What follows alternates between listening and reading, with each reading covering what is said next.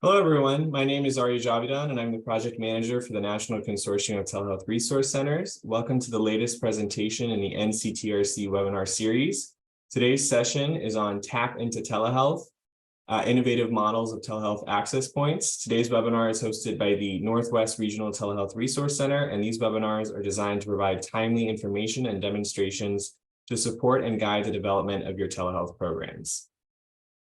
Just to provide a little bit of background on the consortium located throughout the country, there are 12 regional telehealth resource centers and 2 national, one focused on telehealth policy and the other on telehealth technology. Each serve as focal points for advancing the effective use of telehealth and supporting access to telehealth services in rural and underserved communities. As today marks the end of the public health emergency, we wanted to quickly highlight that we do have an end of the PHE collection on our website, telehealthresourcecenter.org. That collection includes some of the resources you see listed here, a post-PHE policy fact sheet that looks at various policies impacting different provider types, including practitioners, clinics, and hospitals. Also an end of the PHE telehealth compliance checklist from Northwest Regional Telehealth Resource Center, as well as several fact sheets highlighting important dates for telehealth relating to the end of the PHE. And that's all on our website, telehealthresourcecenter.org. Just a few tips before we get started today. Your audio has been muted. Please use the Q&A function of the Zoom platform to ask questions. Questions will be answered at the end of the presentation. Please note that closed captioning is available, and that's located at the bottom of your screen. Today's webinar is also being recorded, and you will be able to access today's and past webinars on the NCTRC YouTube channel. And with that, I will pass it over to Jaylene Johnson, Program Manager for the Northwest Regional Telehealth Resource Center. Thank you so much, Aria. Good afternoon, everybody. Thank you so much for joining today. My name is Jaylene Johnson. I'm the program manager of the Northwest Regional Telehealth Resource Center. My pronouns are she, her, and hers. And for those who might be visually impaired, I am a 36-year-old white female with long brown hair, blue eyes, and I am wearing a button-up white and brown shirt. Welcome to our webinar, Tap into Telehealth, Innovative Models of Telehealth Access Points, unofficially branded by us as TAPS. Joining me is also Nikki Parashow, our director, who will be putting some relative links in the chat. Go ahead for the next slide. The NRTRC is funded by the Health Resources and Services Administration, otherwise known as HRSA, and the Office for the Advancement of Telehealth, also known as OAT. We serve the 7-state region of Alaska, Idaho, Montana, Oregon, Utah, Washington, and Wyoming. We work to advance the development, implementation, and integration of telehealth by creating a synergistic telehealth community. Our purpose is to assist patients, healthcare providers, organizations, and networks in implementing cost-effective telehealth programs into their practice. The NRTRC collaborates with the NCTRC and regional telehealth stakeholders to serve the Northwest by providing technical assistance, free telehealth training, resources and research related to telehealth, and by fostering statewide, regional, and national collaborations to share knowledge and best practices. On this slide, you'll see a few of our highlighted resources, including the Critical Access Hospital Telehealth Guide, our free online telehealth training catalog, our recently released End of the PHE Telehealth Compliance Checklist, which is super timely for today, as well as the NRTRC Find Telehealth Map, which includes a mapping of telehealth facilities in the Northwest, as well as a mapping of telehealth access points or TAPs. Next slide, please. But speaking of TAPs, I want to just take a quick minute to define exactly what a TAP is. A telehealth access point, or a TAP, is a dedicated public space for individuals to access a telehealth appointment. These spaces consist of an adequate internet connection, a device with working camera, speaker, and microphone, as well as privacy considerations in the form of a dedicated room or kiosk where the telehealth visit can be conducted. TAPs may also have support staff to assist an individual through a telehealth appointment if needed. TAPs are increasingly being seen across the nation at community anchor institutions like libraries and community health centers. And TAPs are scalable at many different levels. The NRTRC is really excited to highlight 3 of these models today, as we see these spaces as a very important tool for filling the gaps in patient access to telehealth. Next slide. And that will bring me to our wonderful speakers today. Please join me in welcoming Dr. Amanda DeDiego, Associate Professor at the University of Wyoming, Didgette McCracken, Open Campus and Agriculture Faculty at Oregon State University, and Leslie Roose, Program Manager at the Department of Veterans Affairs. Let's go ahead and get started with Dr. DeDiego and the Wyoming Paths Program. Dr. DeDiego, over to you. Thanks so much, Jaylene. And I would like to take a moment and just offer a thanks to the NRTRC for the invitation to be with you today and share a bit about what we're doing in Wyoming. So I am here and excited to share with you the Paths program. This is a program out of Wyoming. So outside of this work, I'm an associate professor of counseling at the University of Wyoming. And my background is in mental health. So I am a licensed professional counselor. I work and see clients using telehealth in my predominantly rural community of Casper, Wyoming, and integrate a lot of telehealth into my training in the work that I do at my university. So the Paths program that I'm going to talk to you about today really was how all of these pieces of our very rural world here in Wyoming came together during the pandemic to find new and creative ways to improve access to health. Aria, next slide, please. Thank you. So this story begins with a group of researchers and community stakeholders getting together during the pandemic, wanting to talk about how do we address key barriers to rural healthcare issues. Because as many of you probably experienced, the pandemic happened, and all of a sudden we had to get very creative about using things like telehealth to get services to people who needed them, because in-person services either weren't feasible or were not a safe option to use at the time.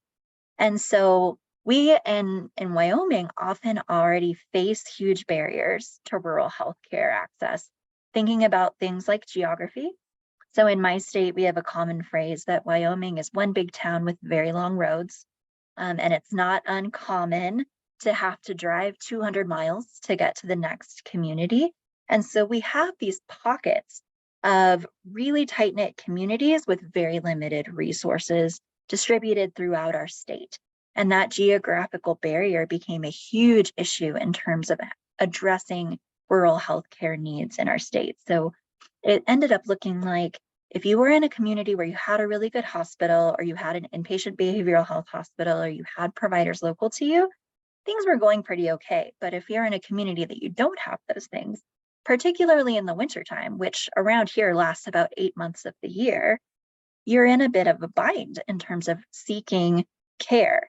And that doesn't even begin to account for the need for things like specialty care options or options in terms of your healthcare providers. And so that was a huge issue to address. There's also this common issue of stigma and safety, particularly in the mental health realm, which tends to be more my focus. We in the state of Wyoming have one of the highest suicide rates in the nation and have historically for the last 10 years or so. And so there's a huge stigma against seeking help and talking to particularly mental health providers about things. There's a deep sense of privacy and potentially a sense of shame associated with seeking out help.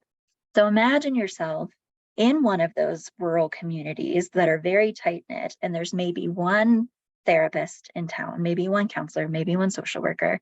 Everyone knows who they are and where their office is, and everyone knows what everyone's vehicle looks like.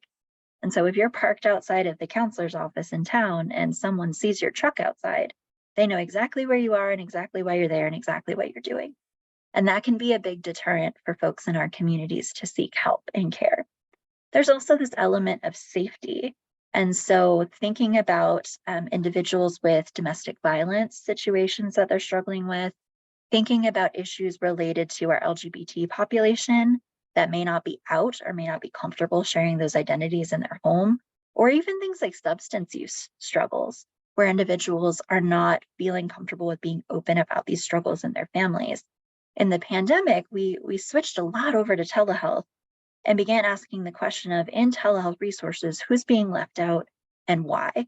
And we found that often these individuals who needed to address stigma and safety were often uncomfortable using telehealth in their home to connect with providers because of these deterrents. Further, there's technology limitations. So it's quite common in pockets of Wyoming to not have access to cell phone service, to not have access to broadband internet, to not even have access to reliable satellite-based internet. So in these pockets, doing telehealth from home is not necessarily feasible either, because we don't have adequate technology in the home to connect with providers for reliable video connection, or even telephone connection if there's no cell phone service where you live. Our Indigenous communities, this is a big issue because they're highly underserved in terms of broadband internet, cell phone service, et cetera. And our senior populations and veteran populations don't necessarily have the adequate devices that they need to connect with providers. So the pandemic was really a really struggling time for most of us, but huge advance in terms of telehealth, and really highlighted this need to find the equivalent of a third space.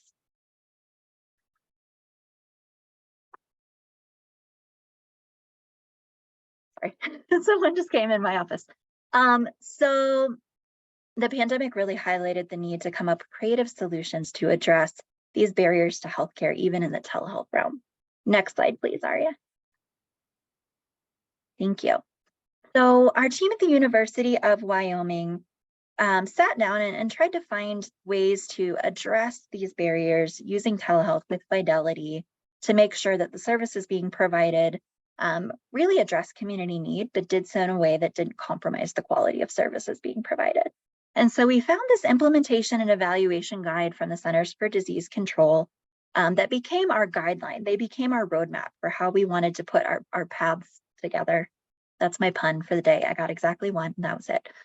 So these key elements included being innovative in our approach, looking at synergistic and goal-focused approaches to addressing these needs, making sure that there was good, solid central management, real-time monitoring, feedback, evaluation, and communication going on between all parties as things progressed, and particularly looking at meaningful partnerships between public and private organizations to make sure that we're working together to address gaps, and making sure that we have political buy-in from stakeholders and policymakers so that they know what we're doing and they're backing it up too.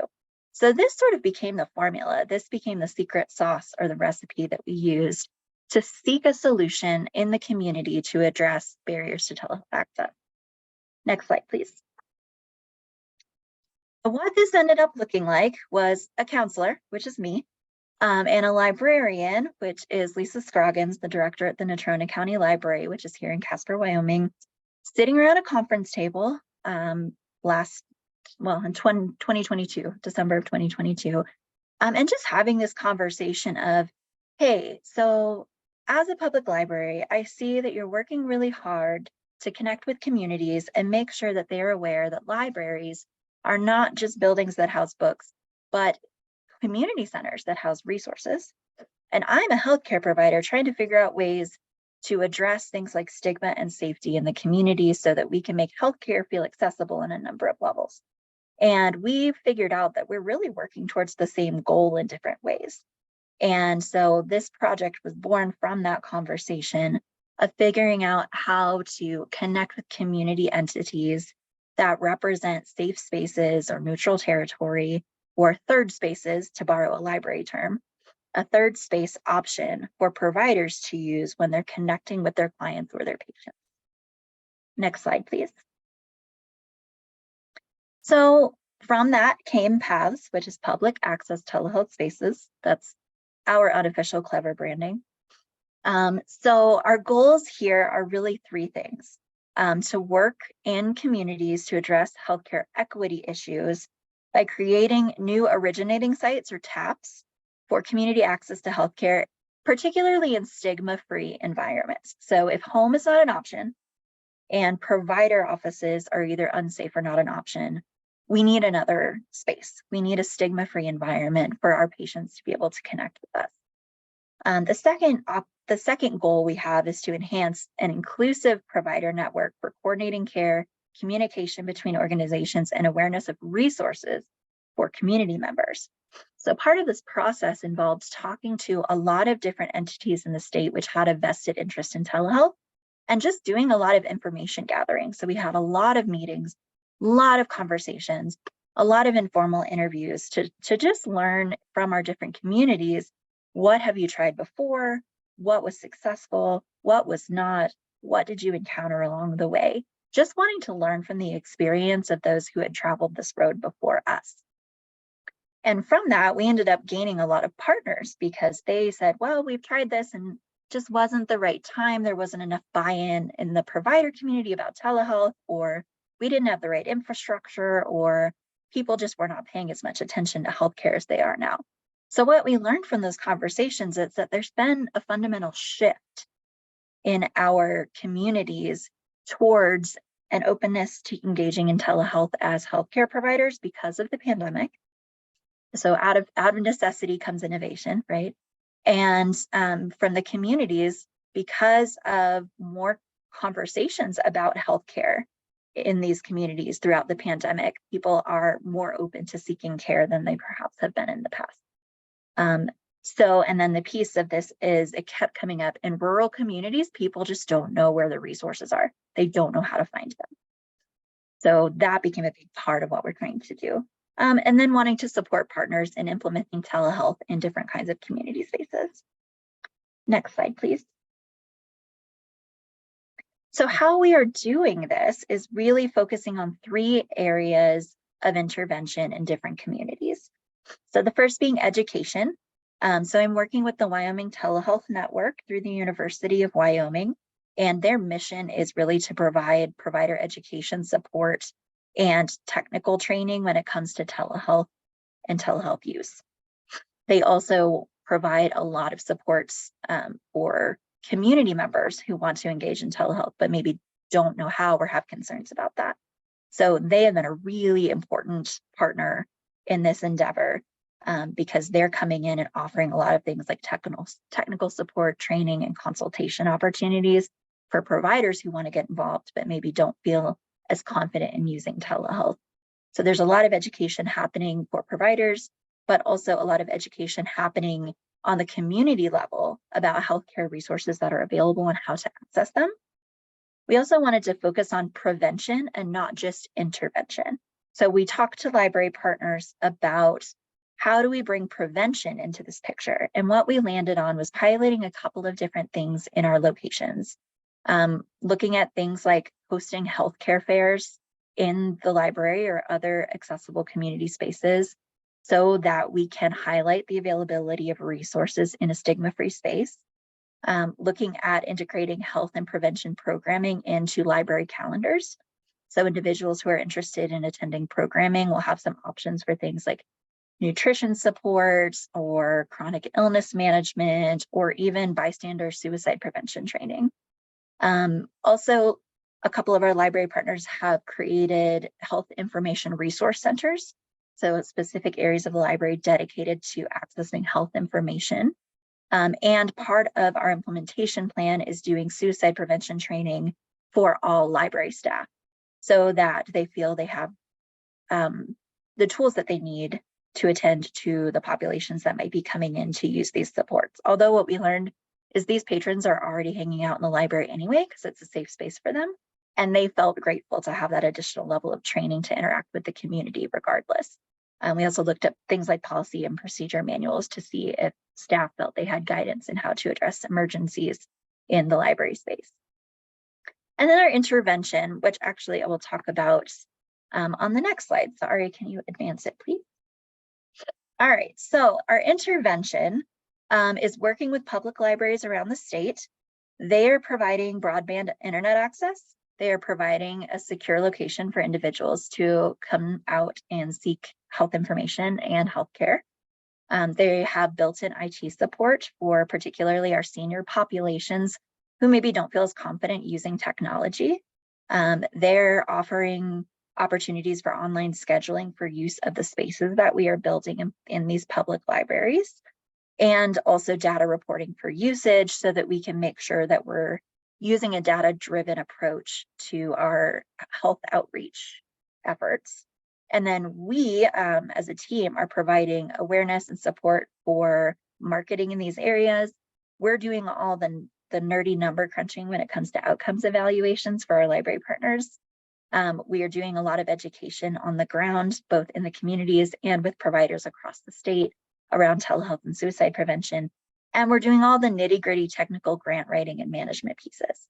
So when this all comes together, Aria, next slide, please. This looks like building out HIPAA compliant, ADA compliant, private spaces in libraries dedicated to healthcare usage. And so, in most of our library partners, those are going to look like these essentially tricked out cubicles that we are having custom built to their spaces with computer equipment that's ideal for telehealth usage. And so we're doing that currently in 3 locations, and we have grants pending for another 8 locations around the state. So our goal is to work with every county in our state to be able to have these resources available. And so in some of our more rural locations, we're looking at repurposing or multi-purposing space, but most of the time it's dedicated telehealth space and then tracking usage to make sure that we're targeting populations who might need it the most. And beyond this, we've grown, and now we're working with university extension sites, which is more Didgette's domain, and working with one juvenile detention center in our state to see what this might look like in a correction setting. Next slide, please, Aria. Thank you. So this started out with a librarian and a counselor sitting in a conference room, sharing ideas about how to improve access to healthcare. And it has grown so much in the last year. So from that, we now have an innovative network of partners that are all looking at ways to contribute. And we've grown even since this slide was made, how to contribute what they do to our efforts of addressing healthcare equity and access. So we have good connections with USDA. We're working with Montana and Idaho libraries to look at an interstate connection of public library resources. Our extension offices here at UW, Office of Rural Health. We have a couple of private foundations who have invested in what we're doing, including the Natrona County Health Trust and the Wyoming Community Foundation. And then we would be nowhere without the support of our Wyoming State Library and our individual library branch partners. They are incredible and so dedicated to improving the communities they work with. And then, of course, the telehealth network that has been a huge support and a huge part of our team. So what's exciting is it keeps growing. We've talked with AARP, we've talked with the VA and some other stakeholders. And the hope for the future is that we continue to partially connect entities together to talk about ways that we can work in the best interest of communities, provide education that's needed, and most importantly, provide accessible telehealth spaces in the community and stigma-free environments for individuals to be able to access care. Next slide, please. So I believe I have expired all of my time, but I'm very happy to connect with you outside of this venue or answer questions that you might have. If you'd love to talk with us about collaborating or our methods or our evaluation purpose, like all of the things that we're using, we're pretty open book and would love to talk with you about how to work in your own communities in the future. So my contact information is available here, and I would love to chat with you. And with that, I'm going to hand things over to my dear colleague Didgette over in Oregon, who's going to talk about CyberMel. Thanks, Amanda. Appreciate it. Appreciate following Amanda, as I'll point to some things that she's already brought to our attention. My name is Didgette McCracken. I work for Oregon State University.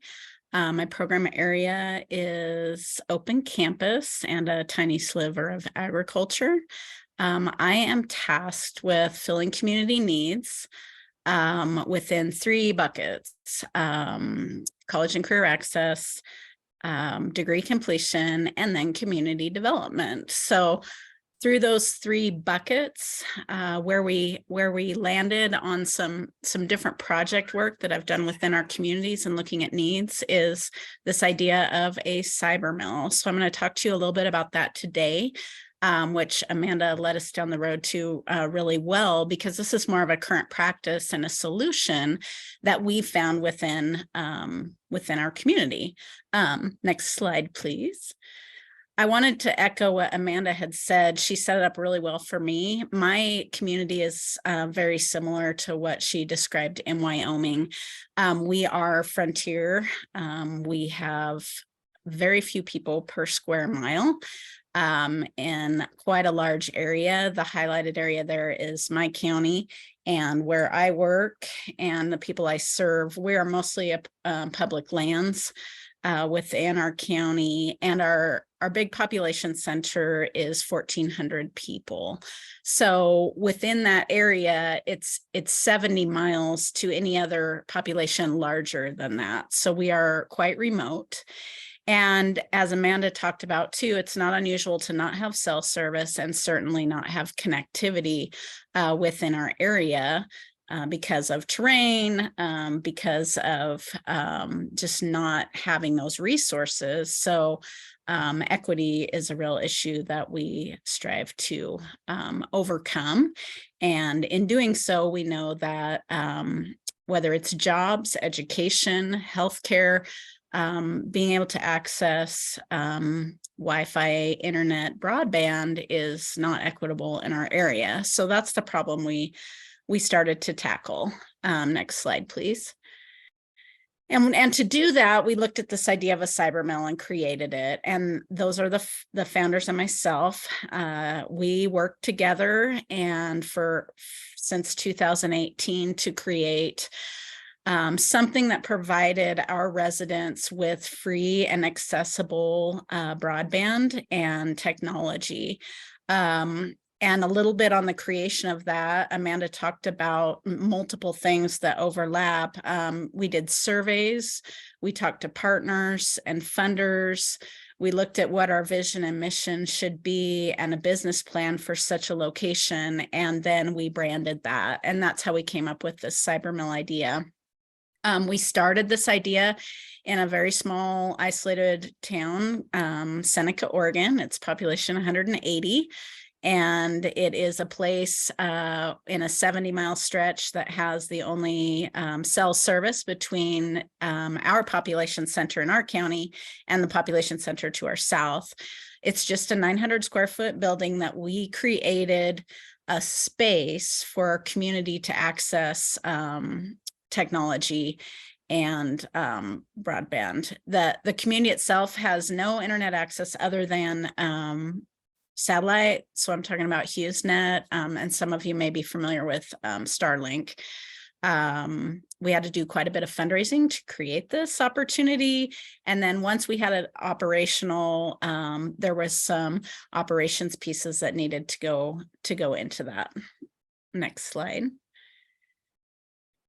So what does this space provide? And I synthesized this down because we're talking about telehealth access points to really look at that in particular. While it serves many needs, I'm going to talk about those key services that we have seen utilized in this space since 2021. October is when we opened that site.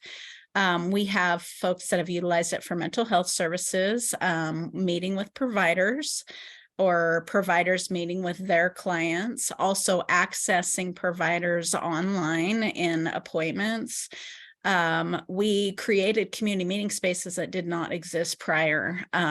We're talking about small towns that just don't have space to meet or work, particularly when you have clientele and you're working with things as sensitive as mental health and health concerns. Some key partnerships that we created when we created these spaces was, of course, working with any local providers and local and regional hospitals that we have in the area. Also, we have a local nonprofit that provides our mental health, behavioral health, and multiple services. That's Community Counseling Solutions. We work closely with our county senior services and veteran services. As we know, those folks often are accessing health and medical needs.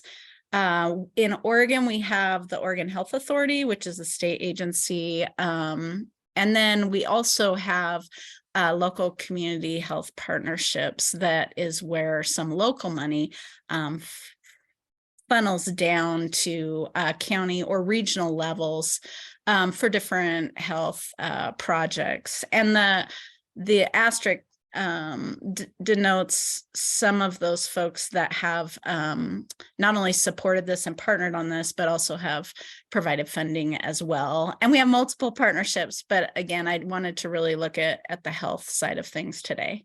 Aria, next slide, please. So this is an example of what I'm talking about. This is the inside of the Seneca Cyber Mill. We opened in 2021, and we have what you're looking at on the left-hand side is a space with, it's sort of a lounge space and a bar space there where people come and work, bring a laptop. On the left-hand side of that photo is some desks where there's 3 desktop computers. There's also a printer, scanner, copier available for folks to print or make copies, scan materials. And then the photo on the right is what we call our conference room, which is 8 to 10 person space, but it's set up with all the technology you would need for an appointment, and privacy. So we have a video camera, speakers, microphone, a computer in there, and it is a space that you can book online, totally free, but you can have an appointment on site there. You can also access anywhere on the web that you need to as far as a telehealth appointment. And this space in a town of 180, I'll show you some statistics in a minute, but I want you to see what I'm talking about. Next slide, please. This is the exterior. Again, it's really simple. We renovated a building that was not in use. So it's about 900 square feet. It's right centrally located, easily located in a town of 180. We have a system that we have for entrance into the building, and there's instructions there on how to become a member. Basically, you receive a 6-digit code, you enter the facility, and all again, this is free. And this will lead us to our data collection, because when you come in that front door, we're receiving data on who's using it and why. It's self reported, but it's a very simple site. We created a community space to make these access points happen.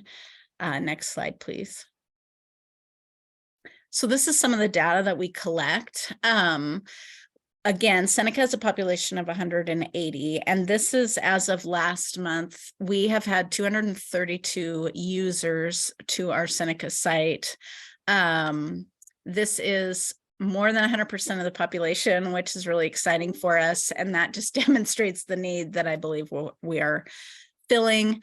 You can see there that the total bookings of 93, that's how many times people have booked that conference room. And it's been very well utilized. And then the charges there are for the copy machine.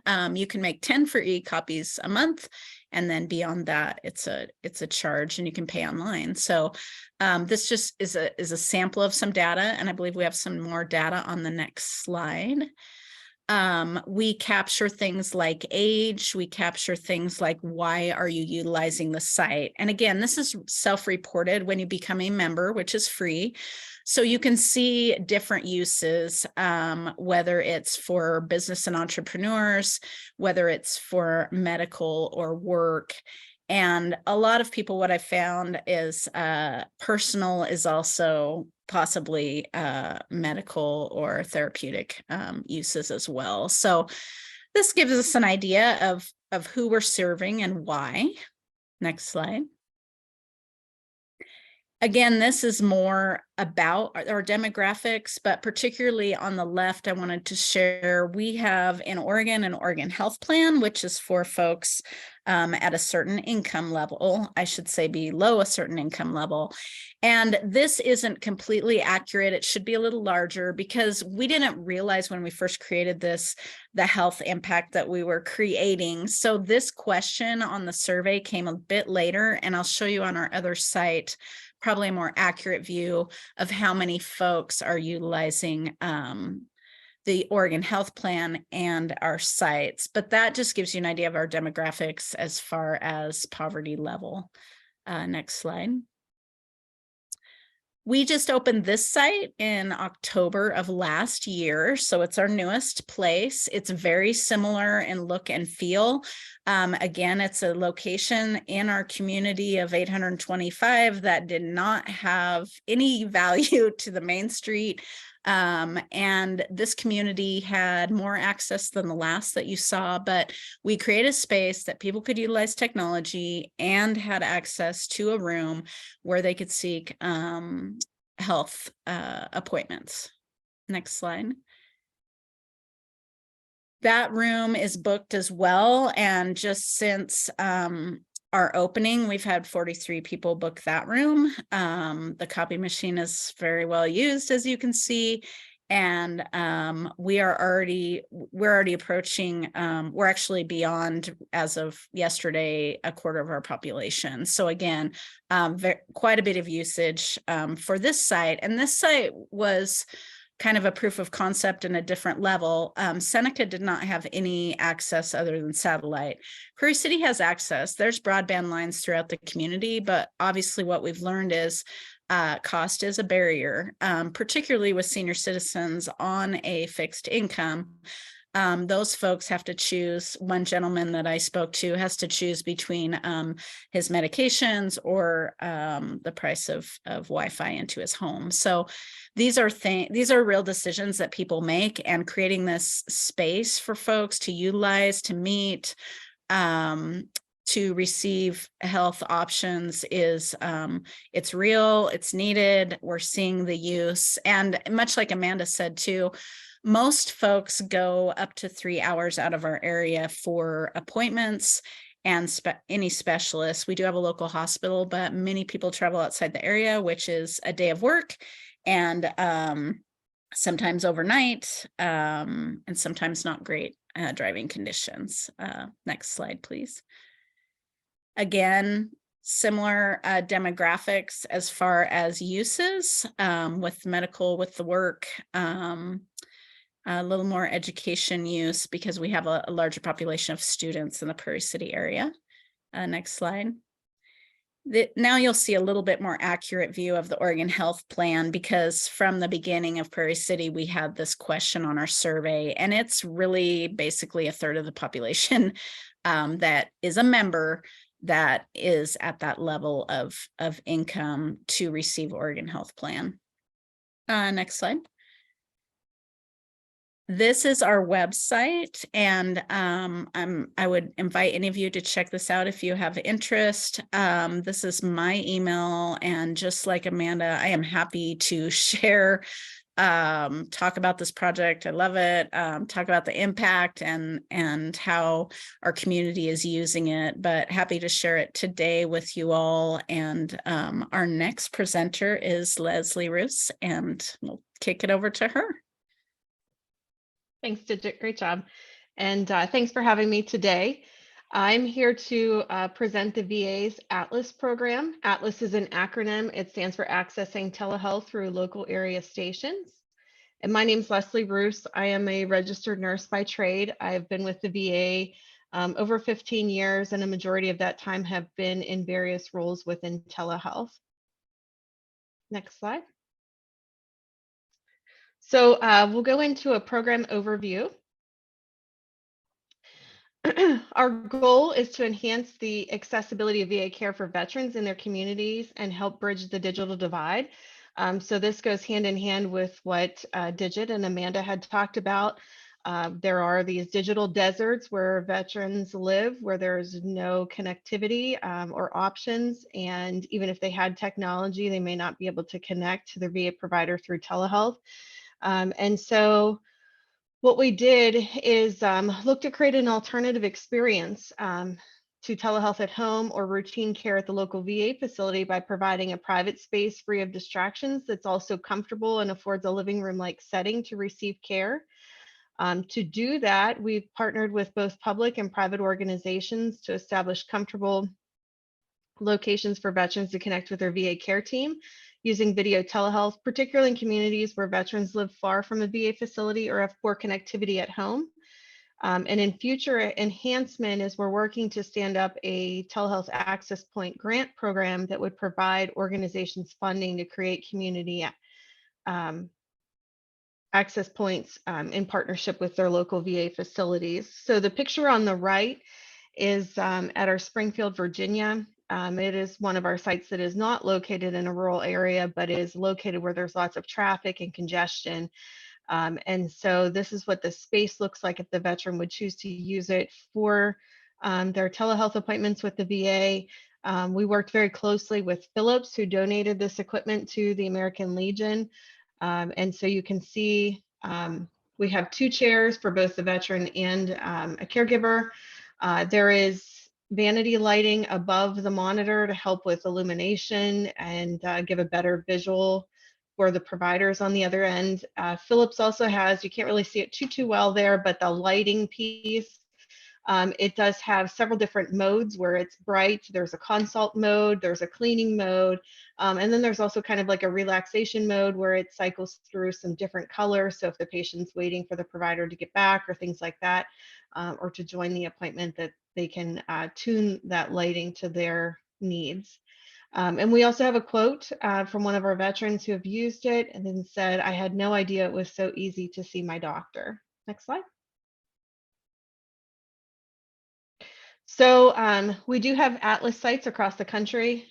This is a map of where they're located at. And you can see some of those icons show a pod-like structure similar to Amanda's presentation of those tricked out cubicles. And then we also have our Walmart locations where they've used their existing health services rooms. Through our partnership, we do have 5 VFW locations, 3 American Legions, and 5 Walmart sites. We also have some local Atlas sites that were developed outside of the national pilot that the local VAs have worked with county libraries, county veteran service offices, Montana State University, University of Montana, and then also some health centers in Hawaii. Next slide. So when we start to think about, where to place these sites, we think about the broadband and connectivity. We look at the number of veterans that are eligible for care and what number of veterans are already taking advantage of VA services. We look at the drive time distance to get to the nearest VA medical center or clinic-based outpatient clinic, CBOC there in the acronym from the proposed site. We look at the market. Are there outpatient clinics that are going to be decommissioned? Or could we stand up an Atlas site until the facility is able to stand up an outpatient clinic in a particular area to give some interim coverage? We looked at the non-VA site itself. Is there support and enthusiasm? How much and how often is the space available for scheduling? And is the space conducive for telehealth appointments? Is it private? Are there modifications that need to be made? Is it ADA compliant? Things of that nature. And then we also look at leadership and facility engagement. So is there support from VA site leadership, and is there enthusiasm and engagement among the facility staff? Next slide. So when we look at space, we were very blessed to have had these pods donated by Philips to the VSO sites. But they are not necessary. And as you can see from previous examples, there's different options. And so we really look for a private enclosed space. We like the footprint of 8 foot by 10 foot. And what we actually did is the pod-like structure that you see in the picture. We took it to the VFW convention as well as the American Legion convention and got a lot of foot traffic from veterans to get feedback of what they liked, what they didn't like. And so just about every component of that has really, we've gotten insight from others. So you can see that credenza is carved out at the bottom. We had gotten feedback that veterans with service animals would need a place for them to kind of lay down during the visit. And so that's why it doesn't go down to the floor. You can see that there's also frosted transom glass there beside the door, and that helps just to feel like the space isn't as claustrophobic. And then of course the lighting, we've gotten feedback from the providers, about the illumination needed to be able to see those nonverbal expressions. And, if the patient is trying to show them a lesion or a rash or something like that, they're able to see that, as well as the color. You'll be able to see, and I think some of the other photos, but we really worked to make sure that we picked a color that didn't distort the images of the veteran's skin and things of that nature. So we also looked to make sure that the sites were accessible, looking at routes that are 36 inches wide and meet ADA compliance. If there are doors and windows, that they can either be covered, frosted, or have blinds installed to provide privacy. Sufficient lighting, bright enough to navigate and conduct a video visit. Soundproofing, verification that speaking at conversational volume cannot be heard outside of the room. Seating available for both the veteran and the caregiver. And what we also found through this process is that bariatric seating is also recommended. In doing some of our nutrition visits, some of the dietitians had gotten back to us and said, we really feel like we need to have a little bit more sturdy seating at those sites. Having a phone available for any technical support that would be needed. So if the internet connection goes down, or if there's any problems, the veteran showed up at the wrong day or the wrong time, that they're able to coordinate with the local VA to get rescheduled or see if they could be fit in that day. And then just making sure that all equipment is secured. So the PC, webcam, electrical cords, things like that. Next slide. So technology requirements, we look to have an internet connection with required bandwidth of 25.3 download and upload speeds. And that's really the minimum that is recommended for video visits. And then a Windows 10 computer with a Google Chrome internet browser. We also recommend the computer monitor have a minimum display of 27 inches. We got a lot of feedback on that as well. And 27 inches and up seem to really work well with the feedback that the veterans felt like they were just sitting across the desk from their provider. And they were able to see and read if they did a screen share of their chart and things of that nature. Webcam and microphone, and it can be already integrated into the computer or tablet device. And then speakers, a wired keyboard, and a mouse. We did have some wireless keyboards in the beginning, and the batteries went dead when they weren't shut off. And so moving forward, we do recommend a wired keyboard. Next slide. So clinical services, the selection of clinical services will be determined by the VA sites providing the care.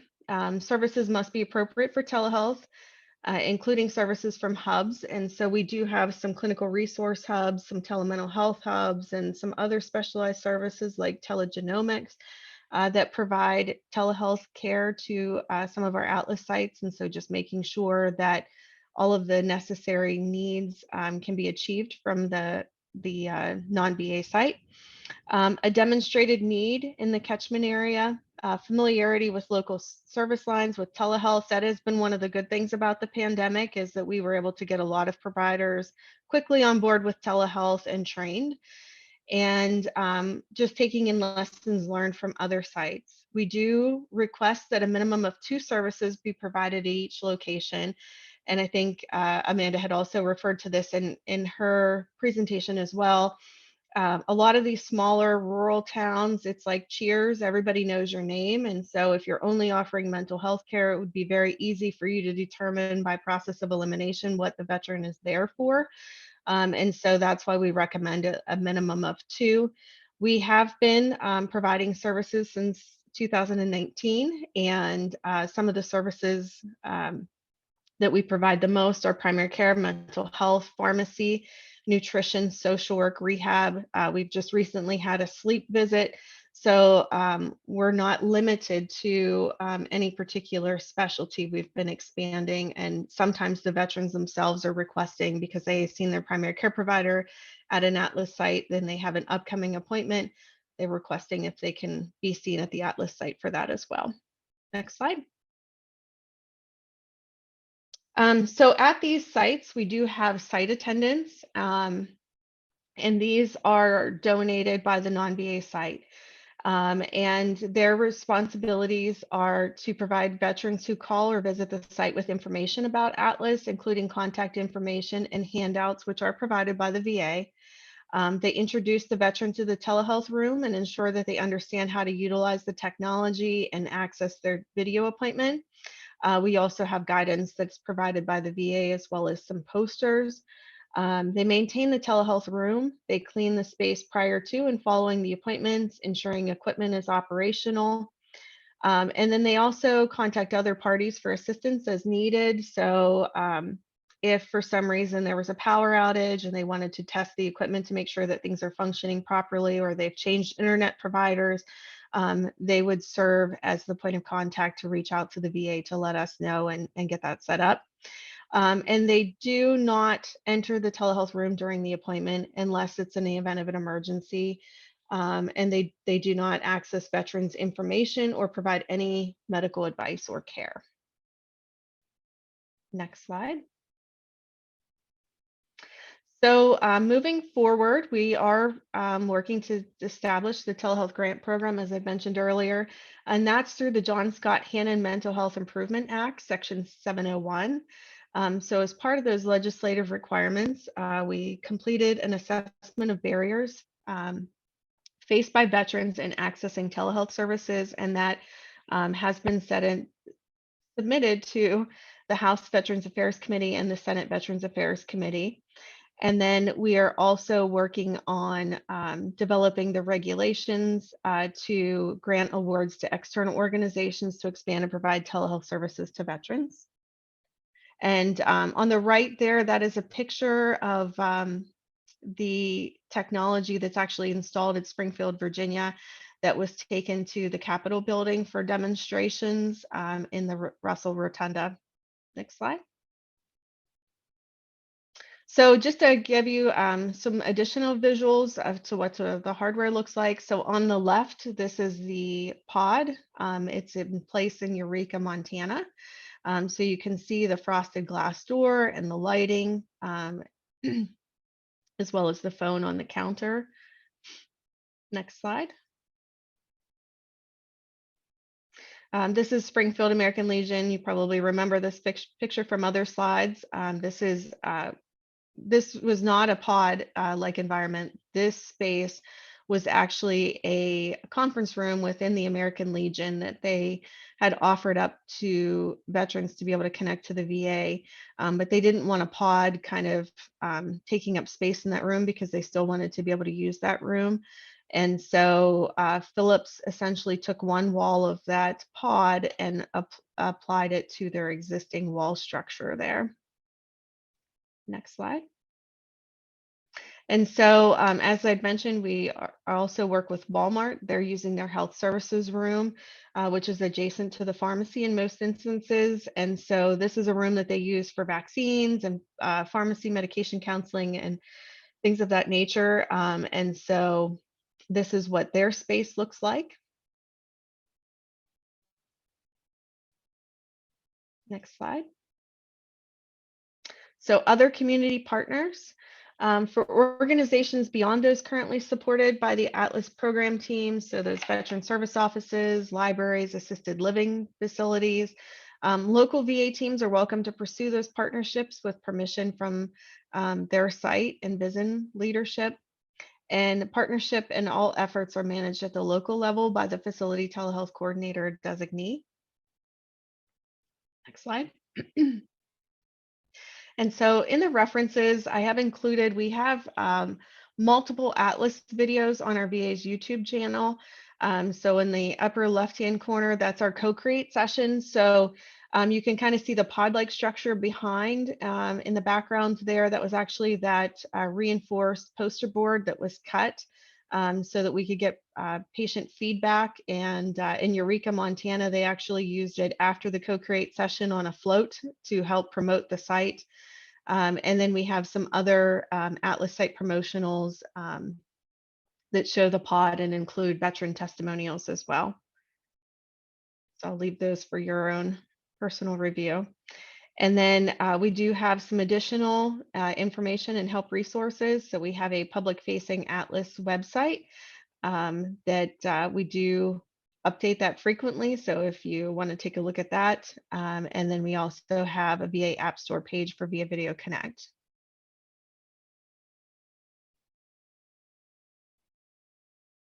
All right, and with that, I will turn it back over to Jaylene unless there's any questions. Thank you. All right. Thank you so much, Leslie. That was great. I really enjoyed you outlining some of the specs that the Atlas program has for these spaces. That's super helpful. So all that being said, you guys have it. Before we get to the question and answer portion of today, the NRTRC would just like to take some time to spotlight a few TAPS resources that are available currently. The first is a training from the National Network of Libraries of Medicine called Telehealth 101, What Libraries Need to Know. This training is geared towards libraries, but provides a great framework for anyone interested in developing a TAP in their own community anchor institution. The second is a training that we developed in partnership with our parent organization, the Utah Education and Telehealth Network, as well as a digital inclusion fellowship with the nonprofit Technology Enterprise Network out of Oregon. Navigating the Telehealth Neighborhood is a guide to telehealth access for digital navigators. Like the NNLM training, the training was created with digital navigators in mind, but is a really great starting point for care navigators, community health workers, or really any support staff assisting another person in accessing telehealth. Both courses are free and open to the public. You can register for either using the QR codes on the slide. And last but certainly not least, I mentioned previously the NRTRC Find Telehealth Map, and we're pleased to announce that the new layer of public-facing telehealth access points to this map is currently live for all 50 US states, territories, and minor islands. So our facility mapping, our telehealth facility mapping will still remain within the Northwest, but this is really exciting because you can now map telehealth access points across the nation on this map. So if you or any organizations that you know of are providing a TAP in your community, I would highly encourage that you fill out the form, also available on the slide to get it on the map. We hope these efforts to map all TAPs across the nation create awareness of these spaces that are available for telehealth appointments, and also help navigators, providers, and telehealth participants to find the resources they are looking for to participate in telehealth access. Next slide. So that concludes our presentation. Just a big thanks once more to our presenters and also to you all for joining us today. For further inquiries for the NRTRC, you could reach out to us via our contact form, and a link will be provided in chat for that. But now I want to kind of get to some of the really great questions that everybody had within the chat. And I think we have only a couple minutes. So if we don't get to all of these, we will save the questions and try and answer them afterwards. I know Dr. DeDiego spent some time answering a few of them for you, so thank you so much for that. But I think one of the best questions that came up that I think people would like to know about if we want to dive into a little more detail is funding for telehealth access points and what the costs are for implementing. I think Leslie did mention some funding that was coming through the VA, but also, you know, if you guys wanted to dive into any of your processes for that, I think that would be helpful for the audience.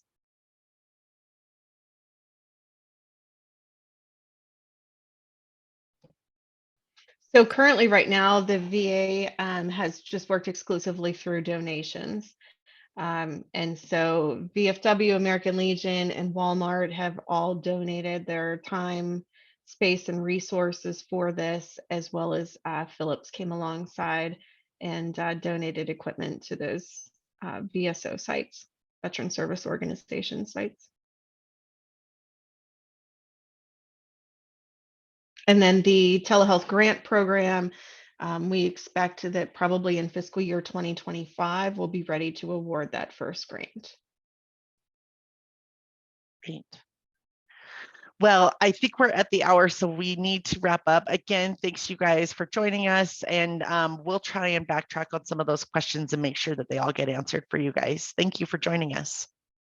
Thank you, Jaylene. Just a reminder that our next webinar will be held on Thursday, June 15th, and that will be on telehealth equity among Medicare beneficiaries. Registration information is available on the consortium website. And lastly, we do ask that you take a few short minutes to complete the survey that will pop up at the conclusion of this webinar. Your feedback is very valuable to us. Thank you again to the Northwest Regional Telehealth Resource Center for hosting today's webinar, and to Leslie, Amanda, and Didgette for their presentations today. Have a great day, everyone.